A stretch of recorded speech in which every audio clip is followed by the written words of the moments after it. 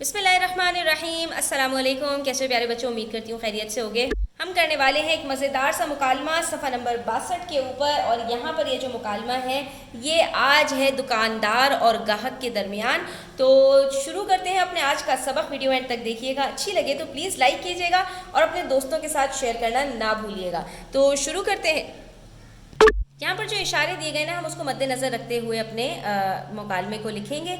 और हम यहाँ पर तासुरात के साथ लिखेंगे। तासुरात हमेशा ब्रैकेट में लिखा जाता है, ठीक है, कौसैन में लिखा जाता है। तो यहाँ पर इशारे जो दिए गए हैं वो हैं दुखी होना, दुकान पर जाना, दाम पूछना, कीमत सुनकर हैरानी का इजहार, कीमत कम करवाना, दुकानदार का दाम कम ना करना, हुकूमत पर जिम्मेदारी डालना, बरकत ख़त्म, गुजारा मुश्किल, दाम दुगने, दुकानदार का अपने हालात का रोना धोना। ठीक है, तो चलिए शुरू करते हैं। गाहक ने सबसे पहले दुखी अंदाज में, वो अपनी सोचों में गुम था, घर की परेशानियां थी, तो उसने कहा अस्सलाम वालेकुम अरशद भाई, कैसे हो। दुकानदार ज़ाहिर है गाहक को देखकर उसकी तो बाँछें खिल जाती हैं, उसका तो रोज़गार उससे जुड़ा है, तो वो गर्म जोशी से कहता है वालेकुम सलाम, अल्हम्दुलिल्लाह सब खैर, आप बताओ कैसे आना हुआ। ठीक है, तो आगे फिर बात बढ़ती है। गाहक कहता है सोचते हुए भाई कुछ सौदा सरफ चाहिए, दाल चीनी चावल इन सब का भाव बताओ। दुकानदार इत्मीनान से, चीनी 100, दाल 50 और चावल 250 रुपए किलो है। ठीक है, कितना कितना दे दूँ। तो गाहक हैरानी से ये बात सुनकर, मुझे तो 5-5 किलो चाहिए, लेकिन ये कीमतें आसमान से क्यों बातें कर रही हैं भाई, कुछ तो कम करो भाई, कुछ तो कम करो।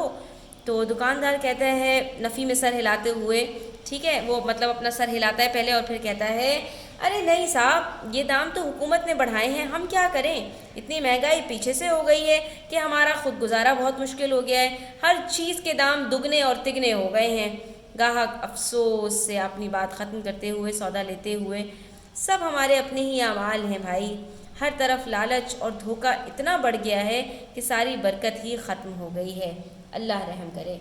यहाँ पर उसने अपना मैसेज भी दे दिया कि दुकानदार मतलब कुछ भी कीमत कम करने को तैयार नहीं था। ज़ाहिर है कहीं कहीं पर तो दुकानदार भी मजबूर होते हैं, लेकिन कहीं कहीं पर दुकानदार भी जो है वो चूना लगा जाते हैं, यानी कि अपना बहुत ज़्यादा मुनाफा कमाने के चक्कर में गाहक के साथ ज़्यादती करते हैं। बहरहाल यहाँ पर हमारे ये मुकालमा मुकम्मल होता है। उम्मीद करती हूँ बच्चों आपको अच्छा लगा होगा। वीडियो अच्छी लगी हो तो लाइक कीजिएगा, अपने फ्रेंड्स के साथ शेयर कीजिएगा और चैनल सब्सक्राइब करते जाइएगा।